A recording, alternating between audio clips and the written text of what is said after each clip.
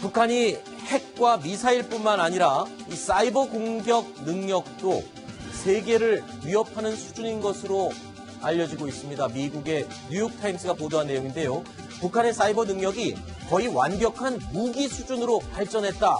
이런 보도 내용이 나왔습니다. 신정숙 기자, 네. 어떤 내용입니까? 뉴욕타임스의 그 보도가 난 건데요. 미국의 네. 국가안보국 국장을 지냈던 인사가 미국의 북한의 사이버 공격 능력에 대해서 굉장히 높은 수준이다, 완벽한 무기 수준이라고 평가를 했습니다. 사실 북한의 그 해킹하는 그 사이버 부대가 1980년대 후반부터 양성이 됐던 게 사실이고, 네. 세계 최고 수준의 그 어떻게 보면 해킹 능력을 갖고 있는 그런 인재라고 하면 인재인데 많이 몰려 있다는 거는 많이 알려져 있는 사실인데요.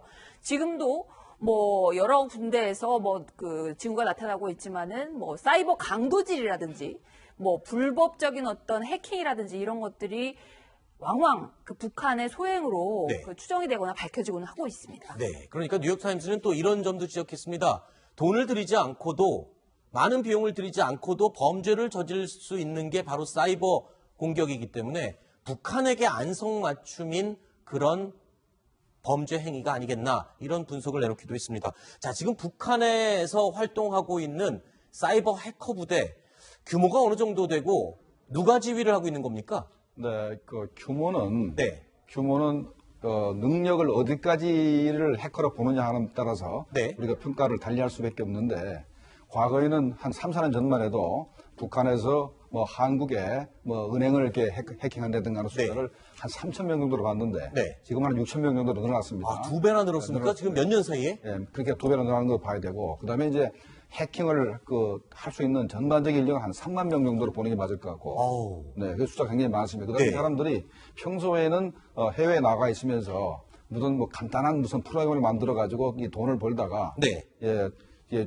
경찰청구에 이런 데서 지시가 내려가면은 딱 모여가지고 네. 해킹을 이제 시작을 합니다. 힘을 합쳐서 해킹을 네. 하기 때문에 평소에는 다른 돈벌이를 하다가 네. 또 해킹을 하고 이렇게 왔다 갔다 하기 때문에 숫자가 상당히 된다고 생각합니다. 그렇군요. 자, 사이버 공격을 주도하는 사람, 지금 정확하게 확인은 되지 않고 있습니다만 추정하기로는 이 노광철이라는 인물이 사이버 부대를 총지휘한다, 이런 얘기가 언론에 흘러나오고 있어요. 어떻습니까? 정확합니까? 노광철이라고 보기 힘듭니다. 그럼 누굽니까? 노광철 인민무력부 제1부부장은 네. 이건 인민군의 군수를 담당하는 네. 군수동호총국장입니다.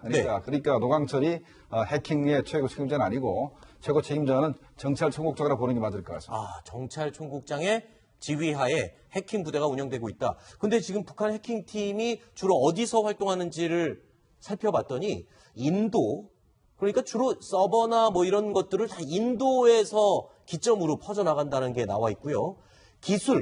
해킹 기술은 이란을 통해서 지금 도입하고 발전시키고 있다, 이런 얘기가 나오는데 왜 하필 인도고 그리고 이란입니까? 인도가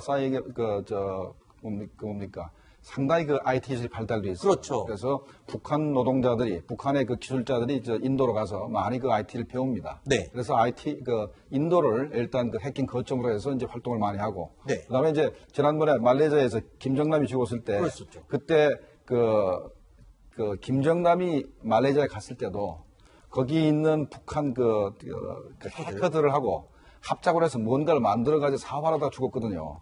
그러니까 말레이시아에 상당히 북한의 이 해커 능력을 가진 그런 IT 기술자들이 많이 있는 겁니다. 네. 말레이시아, 인도네시아, 그다음에 태국에도 있고, 네. 그다음에 이란이 최근에 미국이나 인도에 해킹했던 기술이 바로 북한에서 나온 기술과 같다고 그래가지고 네. 결국은 이란과 북한 간에 네. 해킹 기술을 공유하는 거 아닌가, 이렇게 우리가 추정하고 있습니다. 그렇군요. 이란과는 다른 무기 기술도 많이 공유하는 걸로 알고 있는데 사이버 해킹 기술도 이란을 통해서 도입하고 발전시키고 있다, 이렇게 이해할 수가 있겠군요. 제가 알기로는 인도, 말레이시아, 네팔 뿐만 아니고 제가 보기엔 주 부대가 중국에 있는 걸로 알고 있어요. 중국 선양에 중국 선양 신도산에서 그 해킹팀 원들이 거기에 은거하고 있으면서 항상 평소에도 평소에는 아까 우리 김정국 박사 얘기한 대로 돈을 벌고 있다가 필요할 때마다 특히 우리 남한을 상대로 해가지고 해킹을 하는 걸로 그렇게 알고 있습니다. 자, 그런데 북한은 이 세계적인 해킹 공격, 사이버 전쟁을 준비하는 것뿐만 아니라 본인들이 공격을 받지 않기 위한 준비도 철저히 하고 있는 것으로 알려져 있습니다.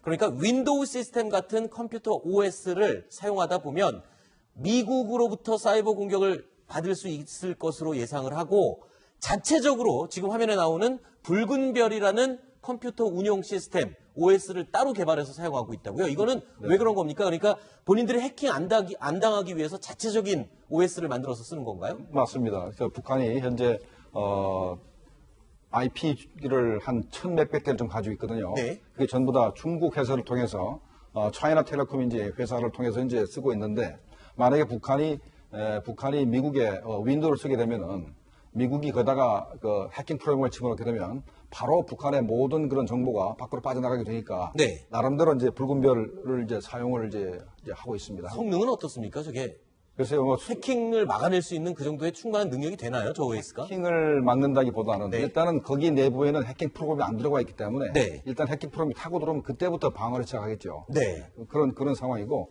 지난번에 북한에 저 해외에 나 있던 많은 그 사람들이 삼성 그 갤럭시를 쓰다가 저 아이폰으로 다 바꿨다는 얘기 드렸지 않습니까? 그때는 이제 우리가 거다가 해킹 프로그램을 넣을까봐 삼성 그 핸드폰을 쓰다가 전부 다 이제 아이폰으로 바꿔버렸었습니다. 네.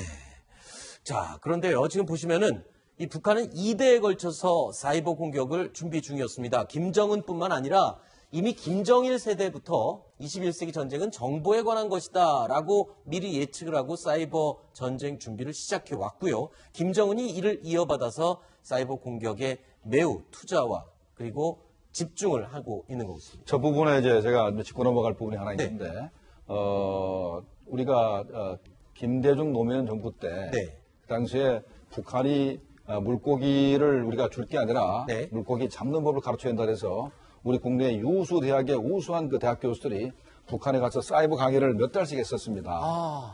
그 다음에 또 이제 북한이 컴퓨터가 전략 물자로 걸려있기 때문에 네. 컴퓨터를 수입하기 힘들었는데 북한이 그때 뭘 한다면은 남북한의 그 이산 가족을 찾기 위해서는 자기 컴퓨터가 필요하니까 컴퓨터 달라서 우리 컴퓨터를 줬습니다. 아이쿠. 그때 줬던 그런 그 모든 기자잖아. 그런 기술들이 전부 다 이제 우리한테 지금 돌아오고 있는 겁니다. 그렇군요. 그때 우리 기술자들이 가서 과학자들이 가서 강의해줬던 컴퓨터 기술 그리고 또 이산가족 찾기 위해서 지원해달라던 컴퓨터들이 결국엔 사이버 공격의 기술 개발을 위한 근간이 됐을 수 있죠. 물론 이제 저게 뭐 얼마나 역할을 했는지는 모르겠지만 제가 중국에서 중국어 연수를 하기 위해서 갔을 때 그 학교에 와 있었던 사람들이 누구냐면 북한에서 고등학교를 졸업하고 최고의 영재들만 네. 매년 200명을 중국어로 보내가지고 물론 저하고 있을 때는 그때는 중국어를 배우는 단계였지만 그 6개월 기간이 끝나면 바로 중국에서 컴퓨터 기술을 배우는 사람들.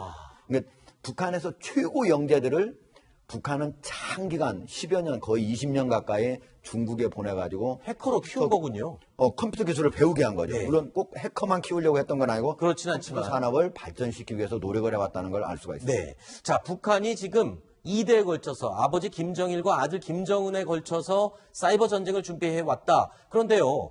단순히 군사 목적을 위한 것만이 아니었습니다. 돈벌이 수단으로도 이 사이버 해킹의 기술을 북한은 활용하고 있다. 그런데 보면요. 랜섬웨어 공격. 그러니까 해킹해서 돈을 요구하는 일종의 사기 같은 거죠. 그리고 디지털 은행을 털어서 돈을 빼가는 이런 도둑질 같은 것. 이런 것들이 전부 다 북한의 외화보는 방법으로도 쓰인다고. 저게 아주 창피한 노릇입니다. 네. 랜섬이라는 것이 그 바이러스를 그렇죠. 감염시킨 다음에 그걸 이제 치유해 줄 테니 돈 내라. 이런 거잖아요. 짓인데 우리 한국에서는 별 피해가 없었습니다만 다른 나라에서 굉장히 그 많은 피해가 가서 돈을 많이 북한한테 뜯겼죠. 그다음에 디지털 은행 털이는 방글라데시 중앙은행을 털어가지고 그랬었죠. 8천만 불 이상을 이제 이렇게 그 갈취했던 적도 있고. 하여간 북한이 정말로 같은 우리 동포로서 창피합니다. 알겠습니다. 자, 어쨌든 뉴욕타임스가 보도한 내용, 북한이 사이버 전쟁을 위한 해킹 기술도 전 세계를 위협할 만큼의 완전한 무기 단계에 이르렀다. 이런 내용 저희가 한번 살펴봤습니다. 두 번째 이야기 여기까지 마치도록 하고요. 하종대 국장님 이야기는 여기까지 듣겠습니다. 오늘 말씀 고맙습니다.